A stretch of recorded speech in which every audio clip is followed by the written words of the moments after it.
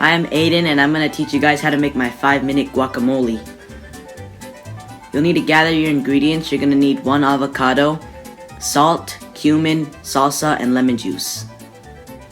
First, you're going to have to take the insides out of the avocado, scoop it out with a spoon, and put it in a mixing bowl.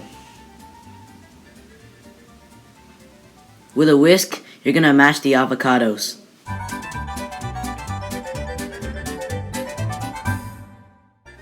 Once the avocados have a guac-like texture, you're going to add your 1/4 cup of salsa, and you're going to mix it up.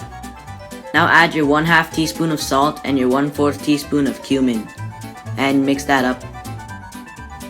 When it looks good, you're going to add lemon juice from 1/2 of a lemon. I put a little bit less, and then you mix it up. Once you're happy with how it looks, enjoy with tortilla chips.